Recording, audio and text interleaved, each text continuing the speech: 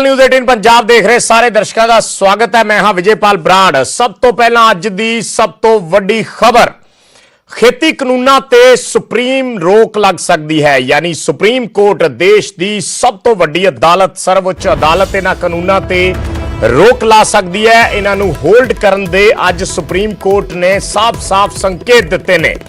Supreme court ने केंद्र सरकार नूं फटकार तक लगाई। उन्हें कहा कि मसले दे हल च हुण तक सरकार नाकाम रही है। अज शाम तक सुप्रीम कोर्ट कोई जिहड़ा इंटरिम फैसला है वो दे सकती है। फाइनल फैसला सुप्रीम कोर्ट कल की सुनवाई तो बाद सुनाएगी। किसान जथेबंदियां दे पक्ष दा भी इंतजार रहेगा। किसान जथेबंदियां भी सुप्रीम कोर्ट वालों अज शाम तक जे कोई आदेश आउंदा है, मुढ़ला आदेश, तो उस आदेश के आधार पर ही अपनी अगे की रणनीति ते विचार करनगियां। क्योंकि सुप्रीम कोर्ट ने कई सारे पॉइंट रखे ने, किसानां नूं पुछया है कि वो कमेटी बनाउंदे ने तां उस कमेटी दे विच किसान शामिल होणगे। तां जिहड़े वकील किसानां दी बिहाफ ते पेश होए सी, किसानां वल्लों पेश होए सी, तां उन्हां ने कहा कि असीं इसदा जवाब नहीं दे सकदे। ये असीं किसानां नाल गल करके जिहड़ियां देश भर दीयां जथेबंदियां ने, 400 जथेबंदियां कुल देश भर दियां ने जिहड़ियां इस अंदोलन का हिस्सा बनिया हुई ने, यह वकीलों वालों कहा गया। और उन्होंने कहा कि असीं उन्हां दे नाल गलबात करके फिर दसांगे। पर सुप्रीम कोर्ट ने अज यह सरकार नूं सीधा सीधा पुछ लिया कि जे तुसीं रोक नहीं लाउंदे तां फिर असीं रोक ला दिंने हैं। क्योंकि मामले का हल तां ही निकल सकता है जे इन्हां कानूनां नूं होल्ड किया जाए। सो होल्ड करन दे संकेत दे दिते ने। HS फूलका जिहड़े पेश होए ने अज किसानां वल्लों, जिन्हां ने गल रखी है किसानां दी, उन्होंने इसकी विस्तारित जानकारी दी है। पहला तुहानूं सुणाउंदे हां HS फूलका ने की किया अज दी इस पूरी सुनवाई बारे।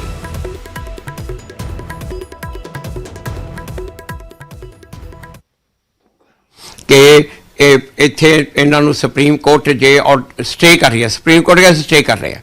3-4 चीज़ां सरकार की कोशिश सी अज, जो 3 फेल हुई। हीयरिंग दे विच ऑर्डर च की आउंदा वो तुहानूं शाम नूं पता चलो।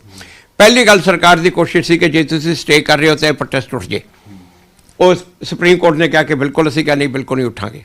सुप्रीम कोर्ट ने कहा कि नहीं, ये नहीं उठेगा। दूजी गल सरकार की सी, जे तुसीं कमेटी अपॉइंट कर रहे हो, असीं तां कमेटी ते भी हाँ नहीं की अजे, असीं कहा जी असीं पुछ के दसांगे, सानूं कल तक का टाइम दे दो भी कमेटी नूं असीं मनदे आ जां नहीं मनदे, असीं पुछ के दसांगे। HS फूलका ने कहा कि सरकार ने जिहड़ी कोशिश की सी अज सुप्रीम कोर्ट दे विच कि जे सुप्रीम कोर्ट स्टे कर दिंदी है तो अंदोलन उठेगा या नहीं उठेगा, उसते हले तक कोई जिहड़ी सुप्रीम कोर्ट ने भी कहा कि असीं ये नहीं कह सकते। पर हाँ, असीं उन्हां लोकां नूं जरूर सुझाव दे सकते हैं, कह सकते हैं कि जे तुसीं इसनूं अपना इस दे विच माड़ा जिहा फेर बदल कर लो। साडे नाल सुशील पांडे जुड़े ने, साडे सहयोगी, जिन्हां ने अज दी इस पूरी कार्रवाई, पूरी सुप्रीम कोर्ट दे विच जो कार्रवाई हुई है उसकी पल पल की अपडेट दर्शकों तक पहुंचाई, उस पर नजर रखी। सुशील, सबसे पहले आपसे यह जानना चाहेंगे, क्या आज शाम तक कोई ऑर्डर आ सकता है उस लिहाज से जो सुप्रीम कोर्ट ने आज संकेत दिए हैं इनको होल्ड करने के? जी देखिए, साफ तौर से इस पूरे मामले में उम्मीद की जा सकती है कि आज शाम तक सुप्रीम कोर्ट कोई अंतरिम आदेश इस पूरे मामले में जारी कर सकता है। क्योंकि सुप्रीम कोर्ट ने इस पूरे मामले में कहा है कि हम कोई अंतरिम आदेश जरूर जारी करेंगे, भले ही वो टुकड़े में हो। सुप्रीम कोर्ट ने यह साफ कहा है कि चूंकि इस पूरे मामले में सुप्रीम कोर्ट ने यह संकेत जरूर दे दिया है कि इस पूरे मामले को निपटाने के लिए एक कमेटी का निर्माण करना बेहद ज़रूरी है, कमेटी का गठन करना बेहद ज़रूरी है। और हो सकता है कि शाम को सुप्रीम कोर्ट इस मामले में किसी कमेटी को लेकर सरकार से सजेशन भी मांगे। क्योंकि इस पूरे मामले में सेंट्रल गवर्नमेंट से भी पूछा गया है कि कोई भी इस मामले में अगर जज हैं, मतलब पुराने चीफ जस्टिस, पुराने सुप्रीम कोर्ट के जज, उनको शामिल किया जाएगा, वो इस पूरी कमेटी में होंगे। और साफ तौर से उन किसानों से भी पूछा गया है कि क्या अगर कोई कमेटी सुप्रीम कोर्ट गठित करती है तो क्या उसके साथ वो जाएंगे। उम्मीद ये है कि आज सुप्रीम कोर्ट शाम को ये सजेशन भी दे सकता है कि उन्होंने, सुप्रीम कोर्ट ने आदेश जारी किया है सरकार से और सजेशन मांगा है कि अगर कमेटी सुप्रीम कोर्ट बनाता है तो क्या इस पूरे मामले में वरिष्ठ सुप्रीम कोर्ट के जज हों या किसी और लोगों को भी शामिल किया जाए?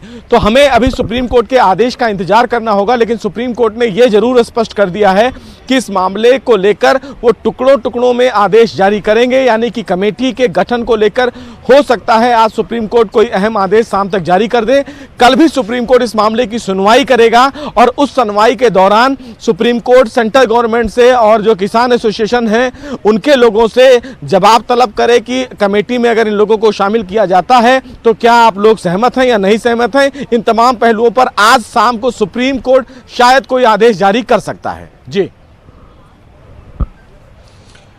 अच्छा सुशील, आज की सुनवाई के बारे में अभी जैसे एचएस फूलका कह रहे थे कि सरकार ने जिन जिन पॉइंट्स पे कोशिश की कि अगर सुप्रीम कोर्ट होल्ड करती है कानूनों को तो साथ के साथ फिर ये आदेश भी दिया जाए कि इस आंदोलन को खत्म किया जाए, जो धरना है उसको उठा दिया जाए, तो वो जो तर्क थे उनके बारे में आपसे एक बार जरूर हमारे दर्शकों की जानकारी के लिए समझना चाहेंगे कि उस वक्त क्या बातचीत हुई, क्या सरकार चाह रही थी और फिर कोर्ट ने उस पर एग्जैक्टली क्या कहा। जी देखिए, सरकार की तरफ से बार बार यही कहा जा रहा था कि जो 15 जनवरी की किसानों के साथ मीटिंग हो रही है उस मीटिंग को होने दिया जाना चाहिए और उस मीटिंग के बाद इस पूरे मामले में अगर सुप्रीम कोर्ट कोई आदेश जारी करता है तो सुप्रीम कोर्ट आदेश जारी कर दे।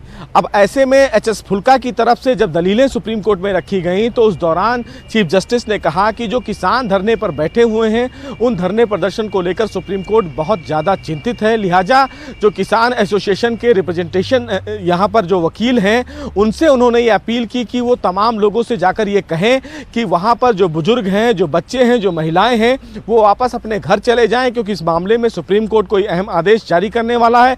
और उन्होंने एचएस फुल्का से ये भी कहा कि आप वहाँ जाकर ये कहें कि जो भारत के मुख्य न्यायाधीश हैं उनके तरफ से ये अपील है कि चूंकि जो यहाँ पर अभी कोविड का संक्रमण है और ऐसे में ठंड ज़्यादा है, ऐसे में महिलाएं और बच्चों को प्रदर्शन में नहीं आना चाहिए और इसीलिए उन्होंने लोगों से ये अपील की है कि वहां पर प्रदर्शन स्थल पर जाकर लोगों से ये कहें कि जो महिलाएं बुजुर्ग हैं वो वापस अपने घर चले जाएं। अब ऐसे में सरकार की तरफ से बार बार दलीलें ये भी दी जा रही थी कि जो किसान हैं वो लगातार धरने पर बैठे हैं, ऐसे में महिलाएं और बुजुर्ग भी हैं। अब उनकी स्वास्थ्य को लेकर भी एक बड़ा चिंता केंद्र सरकार के पास भी है। केंद्र सरकार भी लोगों से अपील कर रही है कि इस पूरे प्रदर्शन को जल्द से जल्द खत्म किया जाए, लेकिन लगातार प्रदर्शन 40 दिन तक चला आ रहा है। सरकार की किसी भी बात को नहीं मानने के लिए तैयार हैं किसान और इसीलिए सुप्रीम कोर्ट भी सरकार से ज़्यादा नाराज दिखा। सुप्रीम कोर्ट ने यह कहा कि सरकार इतने दिनों से लगातार प्रयास कर रही है लेकिन उस प्रयास से उन्हें कोई उम्मीद दिखती नजर आ रही है। ऐसे में अब सुप्रीम कोर्ट को ही आगे आना पड़ेगा और कोई आदेश जारी करना पड़ेगा। सुप्रीम कोर्ट ने यह भी कहा कि हो सकता है कि अगर इस पूरे मामले में अगर सहमति निकालनी है तो क्यों ना इस कानून को रोक लगा दिया जाए। इस पर अटॉर्नी जनरल ने कहा कि इस कानून पर रोक नहीं लगाना चाहिए क्योंकि इस पूरे मामले में मौलिक अधिकारों का हनन या फिर किसी भी प्रकार से किसी आम व्यक्ति के अधिकारों का हनन दिखता हुआ नजर नहीं आ रहा है और अगर किसी भी संवैधानिक हनन या मौलिक अधिकारों के हनन की बात अगर याचिका में नहीं है तो कानून पर रोक नहीं लगाना चाहिए। बहरहाल सुप्रीम कोर्ट ने तमाम लोगों की दलीलें सुनी और दलीलों को सुनने के बाद बिना कुछ आदेश पारित किए अपनी बेंच से उठकर चले गए। लेकिन जो सुनवाई में संकेत सुप्रीम कोर्ट ने यह जरूर दे दिया है कि इस मामले में एक कमेटी का गठन सुप्रीम कोर्ट करेगा और इस कमेटी के गठन के बाद इस समस्या का हल निकाला जा सकता है। हो सकता है सुप्रीम कोर्ट कल इस पूरे मामले में तमाम पहलुओं को सुनने के बाद, तमाम पक्षकारों को सुनने के बाद जो कानून है उसको लागू होने पर रोक भी लगा दे और कमेटी तब तक इस पूरे मामले में अपना काम करे। अब देखना बेहद अहम होगा कि सुप्रीम कोर्ट जब इस पूरे मामले में कोई अंतरिम आदेश जारी करता है तो वो क्या देता है। जी सुशील, धन्यवाद इस जानकारी दे लई। तां सुशील पांडे साडे सहयोगी जो पल पल दी अपडेट दर्शकों तक पहुंचा रहे ने। सब तो अहम इस दे विच शाम दे फैसले का इंतजार है कि कोई इंटरिम ऑर्डर्स अंतरिम आदेश सुप्रीम कोर्ट जारी कर दी है। पंकज कपाई भी जुड़ गए ने लगातार। पंकज, सुप्रीम कोर्ट दी अज दियां जो टिप्पणियां ने या जो अज पूरी सुनवाई दे दौरान इस पूरी हेयरिंग दे दौरान गलबात हुई उसनूं सियासी सफां दे विच उस सियासी सफा के लिहाज नाल किस तरीके नाल देख सकते हैं या किसानां दे एंगल तो किस तरीके नाल देख सकते हैं। तुसीं एचएस फूलका होरां दे नाल भी गलबात कीती। एचएस फूलका किसानां नूं रिप्रजेंट कर रहे ने, कई गल्लां बातां उन्होंने कईयां भी ने कि असीं किसानां दे नाल सलाह करांगे, उस तो बाद असीं दस्सांगे। पर जो सुप्रीम कोर्ट ने अज क्या है या कमेटी की गल की है बींगे ਇੱਕ ਸੀਨੀਅਰ ਐਡਵੋਕੇਟ ਐਚ.ਐਸ. ਫੂਲਕਾ ਹੋਰੀ ਵੀ ਇਹ ਤਾਂ ਜਾਣਦੇ ਹੋਣਗੇ ਕਿ ਜੇ ਸੁਪਰੀਮ ਕੋਰਟ ਇਸ ਤਰੀਕੇ ਦੀਆਂ ਤਜਵੀਜ਼ਾਂ ਰੱਖਦੀ ਹੈ ਤਾਂ ਉਹਨਾਂ ਨੂੰ ਇੱਕਦਮ ਨਕਾਰਨਾ ਕਿੰਨਾ ਕੁ ਮੁਸ਼ਕਿਲ ਹੁੰਦਾ ਹੈ, ਜਾਂ ਫਿਰ ਜੇ ਉਹਨਾਂ ਨੂੰ ਮੰਨਣਾ ਹੈ ਤਾਂ ਕਿਸ ਹੱਦ ਤੱਕ ਮੰਨਿਆ ਜਾਵੇ। ਬਰਾੜ, ਕਿਉਂਕਿ ਦੋ ਤਿੰਨ ਅਹਿਮ ਗੱਲਾਂ ਇਸ ਦੀ ਸੁਣਵਾਈ ਦੇ ਵਿੱਚ ਰਹੀਆਂ ਨੇ। ਇੱਕ ਤਾਂ ਕੇਂਦਰ ਸਰਕਾਰ ਨੂੰ ਝਾੜ ਲੱਗੀ ਕਿ ਕਿਉਂ ਇੰਨਾ ਸਮਾਂ ਜਿਹੜਾ ਵਾ ਉਹ ਲਟਕਾਇਆ ਜਾ ਰਿਹਾ ਹੈ। ਦੂਸਰੀ ਗੱਲ ਦਾ ਜ਼ਿਕਰ ਹੋਇਆ ਕਿ ਇਹ ਕੋਰਟ ਵੱਲੋਂ ਕਿਹਾ ਗਿਆ ਕਿ ਜੋ ਬਜ਼ੁਰਗ ਨੇ, ਜੋ ਬੱਚੇ ਨੇ, ਜੋ ਮਹਿਲਾਵਾਂ ਨੇ, ਉਹਨਾਂ ਨੂੰ ਵਾਪਸ ਭੇਜਿਆ ਜਾਵੇ, ਔਰ ਵਾਪਸ ਭੇਜਣ ਦੇ ਲਈ ਇੱਥੋਂ ਤੱਕ ਜ਼ਿੰਮੇਵਾਰੀ ਜਿਹੜੀ ਹੈ ਉਹ ਐਚ.ਐਸ. ਫੂਲਕਾ ਹੋਰਾਂ ਦੀ, ਦੁਸ਼ਯੰਤ ਦਵੇ ਹੋਰਾਂ ਦੀ, ਪ੍ਰਸ਼ਾਂਤ ਭੂਸ਼ਣ ਹੋਰਾਂ ਦੀ ਲਗਾ ਦਿੱਤੀ ਗਈ। ਔਰ ਇਹ ਕਿਹਾ ਗਿਆ ਚੀਫ ਜਸਟਿਸ ਵੱਲੋਂ ਕਿ ਸੁਨੇਹਾ ਦੇਵੋ ਕਿ ਚੀਫ ਜਸਟਿਸ ਆਫ ਇੰਡੀਆ ਨੇ ਇਸ ਗੱਲ ਦਾ ਜ਼ਿਕਰ ਕੀਤਾ ਹੈ ਕਿ ਬੱਚੇ ਜਿਹੜੇ ਨੇ, ਬਜ਼ੁਰਗ ਜਿਹੜੇ ਨੇ, ਉਹ ਵਾਪਸ ਚਲੇ ਜਾਣ। ਦੂਸਰੀ ਅਹਿਮ ਗੱਲ ਇਹ ਸੀਗੀ ਕਿ ਕੋਰਟ ਨੇ ਦੁਸ਼ਯੰਤ ਦਵੇ ਹੋਰਾਂ ਤੋਂ ਪੁੱਛਿਆ, ਜੋ ਕਿਸਾਨਾਂ ਦੇ ਵਕੀਲ ਨੇ, ਉਹਨਾਂ ਤੋਂ ਇਹ ਗੱਲ ਪੁੱਛੀ ਕਿ ਕਿਉਂ ਨਾ ਇੱਕ ਕਮੇਟੀ ਬਣਾ ਦਿੱਤੀ ਜਾਵੇ ਔਰ ਇਹਨਾਂ ਕਾਨੂੰਨਾਂ ਨੂੰ ਹੋਲਡ ਕਰਨ ਦੀ ਗੱਲ ਜਿਹੜੀ ਹੈ ਉਹ ਕੀਤੀ ਗਈ। ਤਾਂ ਦੁਸ਼ਯੰਤ ਦਵੇ ਹੋਰਾਂ ਨੇ ਕਿਹਾ ਕਿ ਇਸ ਪੂਰੇ ਸੁਣਵਾਈ ਦੇ ਵਿੱਚ 8 ਜਥੇਬੰਦੀਆਂ ਨੇ ਜਿਨ੍ਹਾਂ ਨੂੰ ਪਾਰਟੀ ਬਣਾਇਆ ਗਿਆ, ਲੇਕਿਨ ਅੰਦੋਲਨ ਦੇ ਵਿੱਚ 400 ਦੇ ਕਰੀਬ ਜਥੇਬੰਦੀਆਂ ਨੇ ਜੋ ਇਸ ਅੰਦੋਲਨ ਦੇ ਵਿੱਚ ਸ਼ਾਮਲ ਹੋਈਆਂ ਨੇ, ਔਰ ਉਹਨਾਂ ਜਥੇਬੰਦੀਆਂ ਦੇ ਆਗੂਆਂ ਤੋਂ ਪੁੱਛਣ ਤੋਂ ਬਾਅਦ ਹੀ ਕੋਈ ਫੈਸਲਾ ਜਿਹੜਾ ਵਾ ਉਹ ਲਿੱਤਾ ਜਾਏਗਾ। ਔਰ ਇਹ ਵੀ ਕਹਿ ਦਿੱਤਾ ਗਿਆ ਕਿ 1 ਦਿਨ ਦਾ ਸਮਾਂ ਦਿਓ। ਤਾਂ ਉਸ ਵੇਲੇ ਚੀਫ ਜਸਟਿਸ ਵੱਲੋਂ ਕਿਹਾ ਗਿਆ ਕਿ ਅਗਰ ਕੋਰਟ ਕਹਿ ਦੇਗੀ, ਅਗਰ ਕੋਰਟ ਕਮੇਟੀ ਬਣਾ ਦੇਗੀ ਤਾਂ ਫਿਰ ਜਿਹੜਾ ਵਾ ਮੰਨਣਾ ਹੋਏਗਾ। ਤਾਂ ਹੁਣ ਇਸ ਵੇਲੇ ਇੰਤਜ਼ਾਰ ਕੀਤਾ ਜਾ ਰਿਹਾ ਕਿ ਅੱਜ ਸ਼ਾਮ ਤੱਕ ਕੋਰਟ ਕੋਈ ਕਮੇਟੀ ਬਣਾ ਦੇਗੀ ਜਾਂ ਫਿਰ ਕੋਰਟ ਜਿਹੜਾ ਵਾ ਉਹ ਕੱਲ ਤੱਕ ਦਾ ਇੰਤਜ਼ਾਰ ਕਰੇਗੀ ਕਿ ਕਿਸਾਨ ਜਥੇਬੰਦੀਆਂ ਦੇ ਵਕੀਲਾਂ ਵੱਲੋਂ ਕੀ ਦਲੀਲ ਜਿਹੜੀ ਹੈ ਇਸ ਮੁਤਲਕ ਦਿੱਤੀ ਜਾਂਦੀ ਹੈ। ਔਰ ਇਹ ਵੀ ਵਕੀਲਾਂ ਨੂੰ ਕਿਹਾ ਗਿਆ ਕਿ ਤੁਸੀਂ ਸੁਝਾਅ ਦਿਓ ਕਿ ਕਿਹੜੇ ਕਮੇਟੀ ਦੇ ਵਿੱਚ ਨੁਮਾਇੰਦੇ ਜਿਹੜੇ ਨੇ ਉਹ ਸ਼ਾਮਲ ਕੀਤੇ ਜਾ ਸਕਦੇ ਨੇ, ਕਿ ਸਾਬਕਾ ਜਸਟਿਸ ਜਿਹੜੇ ਨੇ ਉਹਨਾਂ ਨੂੰ ਸ਼ਾਮਲ ਕੀਤਾ ਜਾਏਗਾ। ਇਹ 3-4 ਉਹਨਾਂ ਨੇ ਬਕਾਇਦਾ ਤੌਰ ਤੇ ਸਾਬਕਾ ਜੱਜਾਂ ਦਾ ਨਾਂ ਵੀ ਜਿਹੜਾ ਵਾ ਉਹ ਲਿੱਤਾ ਵਾ। ਔਰ ਇਸ ਪੂਰੇ ਅੰਦੋਲਨ ਨੂੰ ਲੈ ਕੇ ਕਿਸਾਨ ਜਥੇਬੰਦੀਆਂ ਇਸ ਵੇਲੇ ਮੀਟਿੰਗ ਕਰ ਰਹੀਆਂ ਨੇ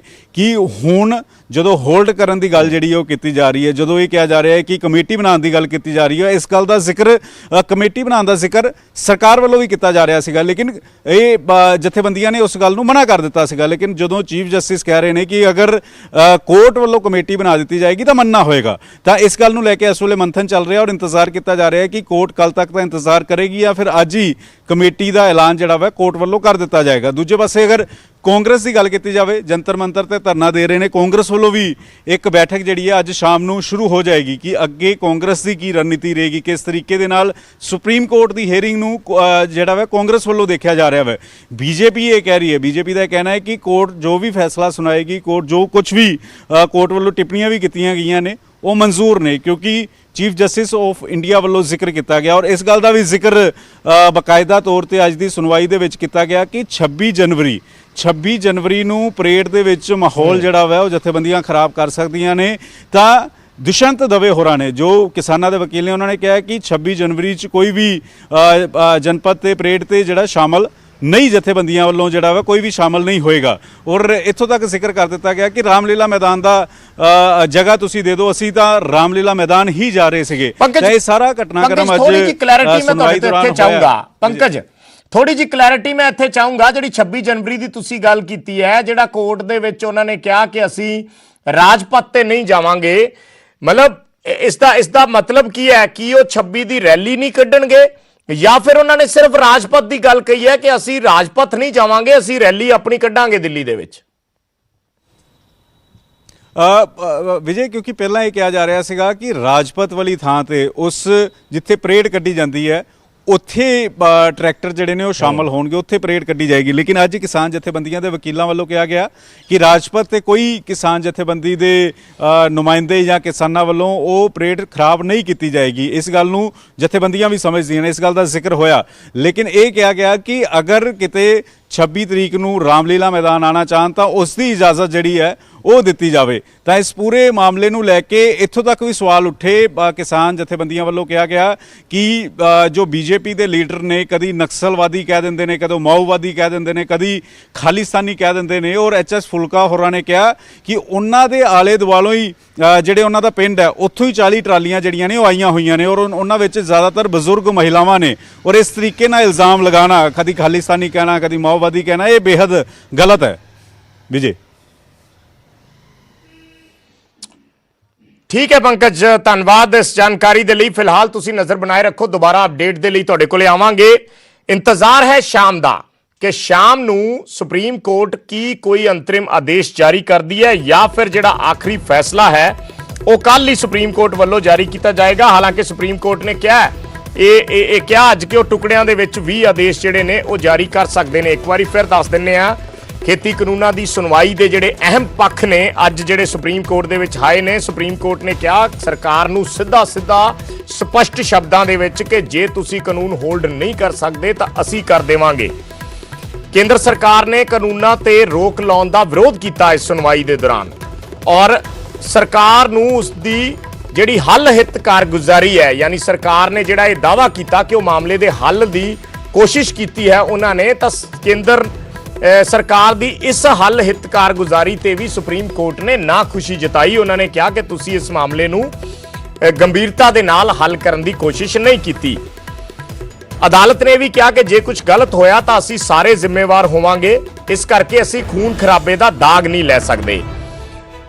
ਅਟਾਰਨੀ ਜਨਰਲ ਨੇ ਕਿਹਾ ਕਿ ਕਿਸਾਨ 26 ਜਨਵਰੀ ਦੇ ਰਾਸ਼ਟਰੀ ਮਹੱਤਵ ਨੂੰ ਬਰਬਾਦ ਕਰਨ ਦੀ ਸਕੀਮ ਬਣਾ ਰਹੇ ਨੇ ਔਰ ਕਿਸਾਨਾਂ ਦੇ ਵਕੀਲ ਨੇ ਕਿਹਾ ਕਿ ਇਹੋ ਜਿਹੇ ਅਹਿਮ ਕਾਨੂੰਨ ਜਿਹੜੇ ਨੇ ਉਹ ਸੰਸਦ ਦੇ ਵਿੱਚ ਸਿਰਫ ਇੱਕ ਆਵਾਜ਼ ਦੀ ਵੋਟ ਦੇ ਰਾਹੀਂ ਪਾਸ ਨਹੀਂ ਕੀਤੇ ਜਾ ਸਕਦੇ। ਕਿਵੇਂ ਇਹਨਾਂ ਨੂੰ ਪਾਸ ਕੀਤਾ ਜਾ ਸਕਦਾ ਹੈ, ਇਸ ਤੇ ਵੀ ਸਵਾਲ ਚੱਕਿਆ ਗਿਆ।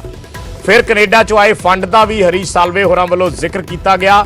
ਸਰਕਾਰ ਨੇ ਕਿਹਾ ਕਿ 15 ਤਰੀਕ ਤੱਕ ਦੇਖ ਲਿਆ ਜਾਵੇ, ਗੱਲਬਾਤ ਦਾ ਇੱਕ ਹੋਰ ਮੌਕਾ ਦੇਣਾ ਚਾਹੁੰਦੀ ਹੈ, ਪਰ ਸੁਪਰੀਮ ਕੋਰਟ ਨੇ ਕਿਹਾ ਕਿ ਨਹੀਂ, ਅਸੀਂ 15 ਤੱਕ ਦਾ ਇੰਤਜ਼ਾਰ ਨਹੀਂ ਕਰਾਂਗੇ, ਸਾਨੂੰ ਐਕਸ਼ਨ ਤੁਰੰਤ ਲੈਣਾ ਹੋਏਗਾ। ਸੋ ਇੰਤਜ਼ਾਰ ਜਿਹੜਾ ਹੈ ਉਹ ਅੱਜ ਸ਼ਾਮ ਦੇ ਅੰਤਰਿਮ ਆਰਡਰ ਦਾ, ਅੰਤਰਿਮ ਆਦੇਸ਼ਾਂ ਦਾ ਕੀਤਾ ਜਾ ਰਿਹਾ ਹੈ ਔਰ ਉਸ ਦੇ ਵਿੱਚ ਕੀ ਨਿਕਲ ਕੇ ਆਉਂਦਾ ਹੈ ਇਹ ਕਾਫੀ ਅਹਿਮ ਹੋਏਗਾ। ਜਿਵੇਂ ਕੋਰਟ ਨੇ ਸੰਕੇਤ ਦਿੱਤੇ ਨੇ, ਦੋ ਵੱਡੀਆਂ ਗੱਲਾਂ, ਜੇ ਕਹੀਏ ਦੋ ਸਭ ਤੋਂ ਵੱਡੇ ਪੁਆਇੰਟ ਨੇ ਅੱਜ ਦੀ ਇਸ ਹੀਅਰਿੰਗ ਦੇ, ਜਿਹੜੇ ਕਿਸਾਨਾਂ ਨਾਲ ਸਿੱਧੇ ਪਹਿਲਾਂ ਤਾਂ ਕਿ ਕੀ ਸੁਪਰੀਮ ਕੋਰਟ ਇਹਨਾਂ ਕਾਨੂੰਨਾਂ ਨੂੰ ਹੋਲਡ ਕਰਨ ਬਾਬਤ ਕੋਈ ਫੈਸਲਾ ਲਏਗੀ ਔਰ ਦੂਸਰਾ ਜਿਹੜੀ ਕਮੇਟੀ ਬਣਾਉਣ ਦੀ ਗੱਲ ਹੈ ਕਿ ਜਦੋਂ ਤੱਕ ਕਮੇਟੀ ਕਿਸੇ ਸਿੱਟੇ ਤੇ ਨਹੀਂ ਪਹੁੰਚਦੀ ਉਦੋਂ ਤੱਕ ਇਹ ਕਾਨੂੰਨ ਹੋਲਡ ਰਹਿਣਗੇ ਔਰ ਉਹ ਕਮੇਟੀ ਕਿਸਾਨਾਂ ਨੂੰ ਪੁੱਛਿਆ ਗਿਆ ਹੈ ਕਿ ਉਸ ਕਮੇਟੀ ਦੇ ਲਈ ਸਹਿਮਤ ਨੇ, ਜੇ ਸਹਿਮਤ ਨੇ ਤੇ ਆਪਣੇ ਨਾਮ ਦੇਣ।